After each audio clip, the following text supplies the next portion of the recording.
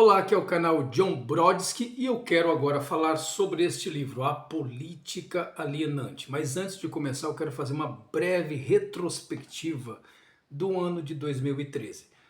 Falar de política é algo assim muito caro, porque sabemos que estamos vivendo, não apenas no Brasil, mas internacionalmente, um contexto político muito contundente, polarizado.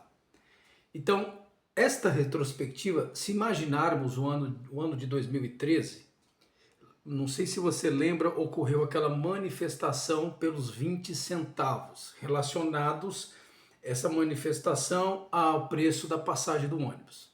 Então foi um movimento, digamos assim, de esquerda, que culminou em uma espécie de despertar mental, um despertar da consciência política de muitos. Parece que ali começou um processo de despertamento. As pessoas começaram a prestar atenção na política, nos políticos, e algo aconteceu a partir de 2013.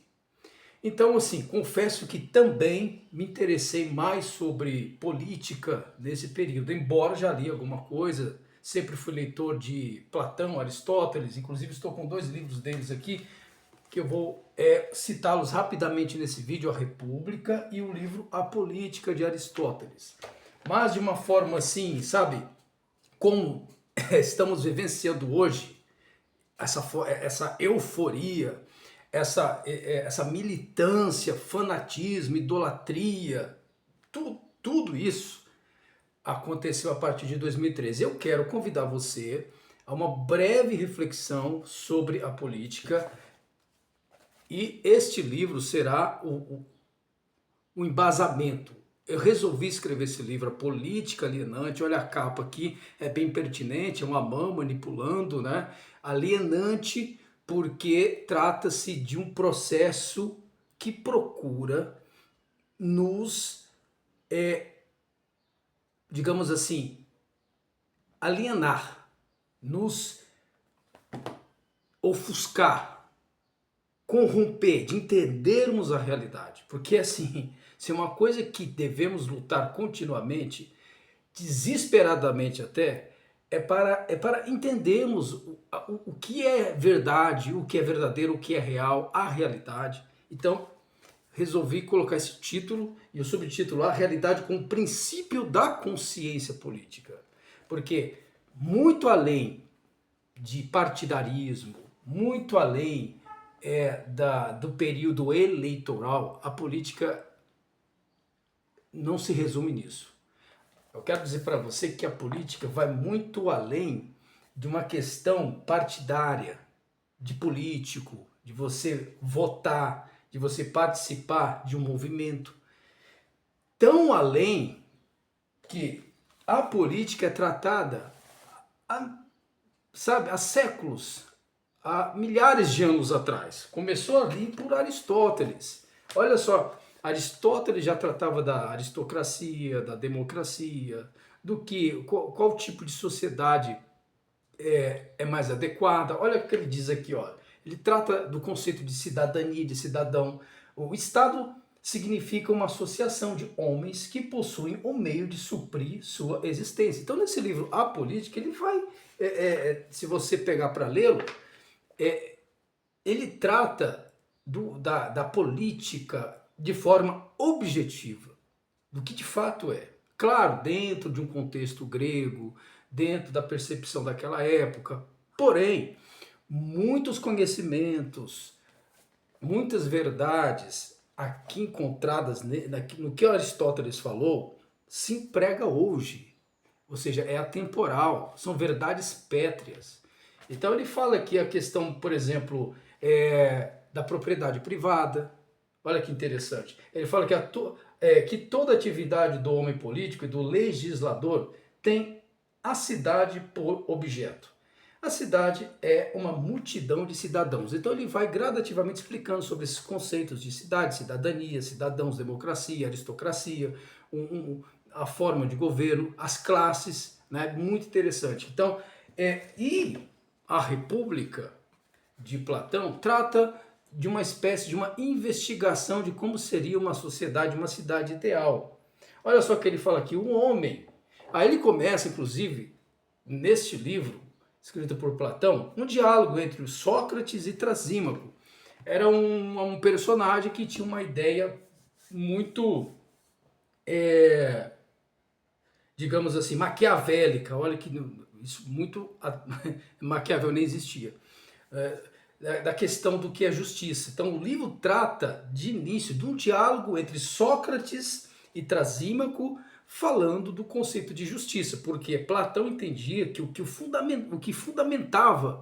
fundamenta uma cidade, uma polis, do grego, que é cidade, ágora é o local onde os cidadãos se reuniam para discutir as questões da polis, que é a cidade. Por isso o nome política também, dessa raiz grega, do radical grego polis. Então, o que é justiça?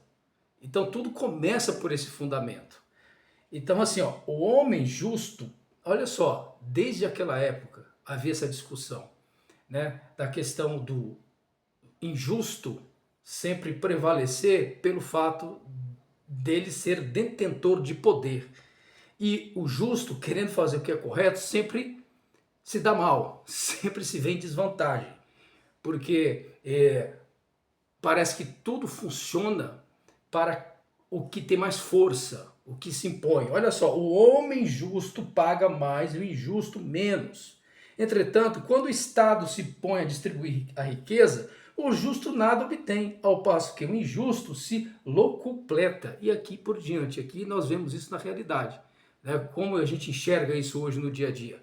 O cidadão que abre uma empresa, que vai trabalhar, tem uma carga tributária enorme em cima dele, e os poderosos que têm influências, os que têm acessos privilegiados, conseguem se dar bem, pagar menos impostos, etc. E assim por diante, porque, na verdade, a estrutura da sociedade não é organizada de uma forma justa, mas para aquele que tem poder. Ou seja, o que Platão fala, a injustiça, o que Trasímaco quis contrapor com Sócrates é isso, que sempre o injusto terá vantagem sobre o justo. Logo, vale a pena ser justo, então? Ou seja, a justiça de fato existe? Ela é real? E esse é um dos temas que vão se perdurar aqui na República. Eu recomendo fortemente a leitura.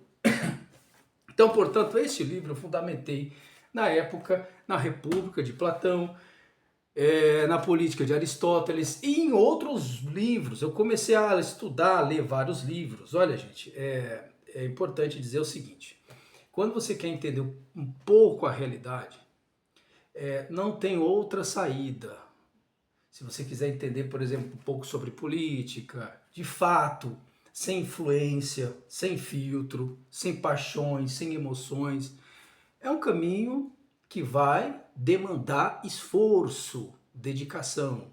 Então me propus, a partir de 2013, 2014, ler e estudar várias bibliografias, vários livros que tratam do assunto de alguma forma, né? Então, olha só, eu coloquei neste livro, eu vou falar destes livros que influenciaram a política, e eu tive a felicidade de eu concluí esse livro em 2019, teve a pandemia, e louvo a Deus por isso, porque em 2020 e 2021 este livro esteve por quatro vezes no ranking dos mais vendidos da Amazon.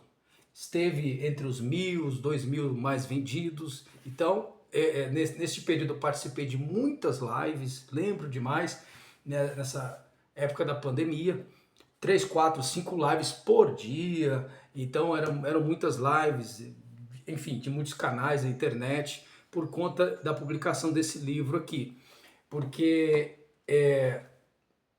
você sabe disso, a partir de 2013, 14, 18, aí veio a direita, aí veio o conservadorismo, aí, enfim, aí teve essa questão mais veemente sobre o marxismo cultural, sobre as ideologias, e isso fomentou a internet, muitos grupos se organizaram, se arregimentaram, se organizaram em prol de um projeto, né, de um propósito, de uma missão que eles acreditavam, muitos canais surgindo, jornais e etc. E assim eu era sempre chamado para participar, enfim, de lives e tratar desses assuntos da política. E lembro, e enfatizando aqui, né? Nunca tratei da política trivial, a política estrutural, a política eleitoral, a política partidária. Na verdade, eu tenho uma profunda aversão. Eu não gosto de forma alguma de lidar. Claro que a gente precisa estar atentos sobre as questões que envolvem, né, enfim, o governo e etc. A gente tem que se informar, mas eu procuro me abster dessas questões, de me envolver na política partidária, na política, enfim, eleitoral, nesse aspecto aí, né? Não tenho políticozinho de estimação. Embora confesso que teve um período da minha vida que fui cooptado, que me deixei me alienar. Deixei me alienar por uma política extrema, por uma ideologia política extremista de direita, mas graças a Deus, assim, recorri exatamente aos estudos, aos livros que eu estudei, para me desalienar, para você ver como todos nós estamos sujeitos. Não é fácil, é porque você vai se deixando seduzir, você tem aquele apoio de um grupo, de um coletivismo ali, que vai te motivando, te legitimando, aí você obtém certas vantagens, quando você se vê, você está completamente dissuadido, persuadido e se alienando e perdendo o norte. Ou seja, não se distanciando da realidade. Então paga-se um preço por ter a realidade e a verdade como fundamento na sua vida. Você vai pagar um preço. Você vai, às vezes é o isolamento, a solidão, e, enfim, porque você não se coaduna com certos grupos, e é isso. Quando você tem a realidade como sua bandeira, não partido político, não ideologias, ideologia que eu falo de todas as áreas. E existe a ideologia de direita, conservadora, e a ideologia de esquerda, que já são inúmeras. Então, olha, neste livro eu trato aqui sobre, assim, eu utilizo, sabe, de muitos outros livros, autores clássicos, de obras profundas, esclarecedoras. Vamos citar alguns aqui para não ficar muito na falação aqui, ó. Por exemplo, eu estudei muitas obras do Eric Voegelin, que é um alemão do século XX ainda, que tem uma obra extensa, acho que são 12, 13 volumes, cujo título é As Ideias Políticas. Eu tenho até aqui, olha só, esses volumes aqui do Eric Voegelin, por exemplo, aqui, ó, Revolução, tal, História das Ideias Políticas. Ó, tem mais de 10 volumes. Eu adquiri a coleção e li todas as obras de Eric Voegelin. Então, eu utilizei muitos livros do Eric Voegelin para esta obra. Inclusive, olha, até no início do livro eu faço questão de citar as obras principais que fundamentaram essa obra. Por exemplo, ó, Eric Voegelin, no livro Anamnese, ele fala assim: a realidade não é uma coisa que confronta o homem, mas sim uma realidade abrangente que ele próprio é real pela participação nela, não no sentido subjetivista. Quando a pessoa se recusa a viver na tensão existencial em direção ao fundamento, ela se rebela. Olha que interessante, as páginas 450, 451, Anamnese. Outro, acho que Voegelin novamente, olha só. A Nova Ciência Política, esse livro dele é espetacular. Olha o que ele fala, com a imanentização radical, ou seja, tira Deus da história, elimina o transcendente, tudo é aqui, as ideias humanas. Então, ó, a imanentização radical, o mundo do sonho mesclou-se terminologicamente com o mundo real. Ou seja, a obsessão de substituir o mundo da realidade pelo mundo transfigurado de fantasia transformou-se na obsessão do mundo único, em que os sonhadores adotam o vocabulário da realidade, olha só, ao mesmo tempo que altera o seu significado, a questão da linguagem. As ideologias distorcem a linguagem para poder manipular a sua mente e assim controla o seu comportamento. E não, olha só, o não reconhecimento da realidade constitui o primeiro princípio. A corrupção moral e intelectual que se expressa no somatório dessas operações mágicas pode impregnar uma sociedade de atmosfera estranha e fantasmagórica de um manicômio. Olha que profundo que ele fala. Outro livro, O Poder e a História Natural do Seu Crescimento, de Bertrand de Juvenal. Excelente esse livro. Olha o que ele fala. O abandono da antiga fé deixou um vazio de crenças e regras que permite ao poder editar e impor as suas normas. Outra coisa interessante, gente, política não existe sem ideologia. A Bíblia fala em Efésios 6,12 que a nossa luta não é contra a carne nem contra o sangue, mas contra ideias, contra espíritos, contra exatamente aquilo que não enxergamos.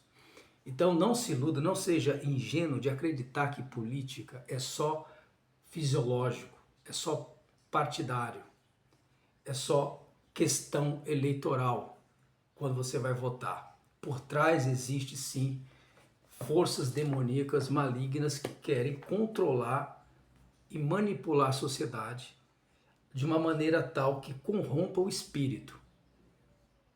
Porque não podemos esquecer do nosso principal inimigo, que é Satanás, que sempre está ao nosso derredor, rugindo como leão, querendo nos tragar. E ele usa sim a política, as esferas políticas, para poder nos cooptar. A gente não pode, eu que sou cristão, eu acredito que a maioria que assiste esse canal aqui, se sejam cristãos, tem de acreditar nisso. E todos esses autores tinham esse fundamento da fé.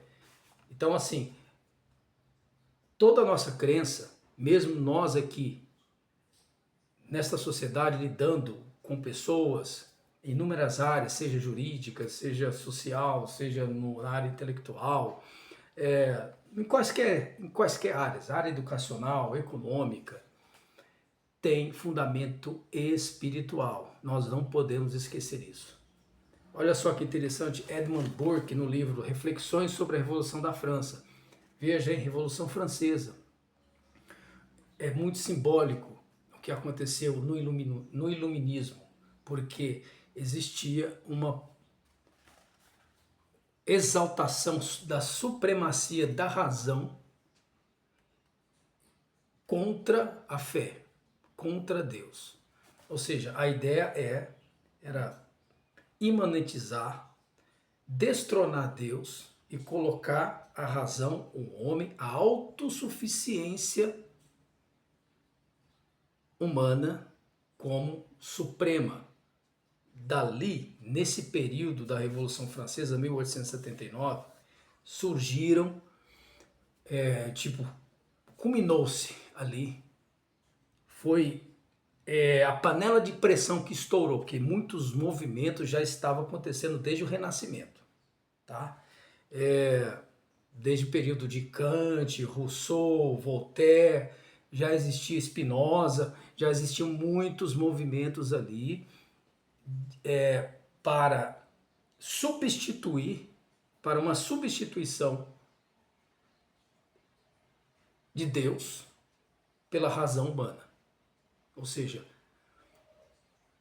a grande idolatria, a grande deusa, a razão, seria a solução, seria a nova religião, digamos assim, humana, né? Não o cristianismo, não, assim, aniquilando Deus. Então, existiram muitos homens, muitos intelectuais importantes nesta época que confrontaram esse pensamento ideológico ali, naquele período da Revolução Francesa, que culminou na Revolução da Primavera dos Povos, onde ali surgiu muitas vertentes do comunismo. O próprio comunismo surgiu ali, com o Manifesto Comunista de Karl Marx e Engels, sabe? E dali surgiram outros movimentos, como o feminismo e assim por diante. Se nós pegarmos a história, né? Revolução Francesa, com a Primavera dos Povos, 1840, foram dois grandes momentos que de fato foram decisivos para afetar o pensamento humano. Então ali, esse período é muito importante. Então dali muitos pensamentos começaram a surgir ali. Se nós formos estudar essa época ali, e vamos encontrar muitos pensadores importantes que foram os precursores das ideologias que conhecemos hoje. Ali foi o período inicial, digamos assim, embrionário. Então, Edmund Burke, este livro dele é muito interessante, recomendo.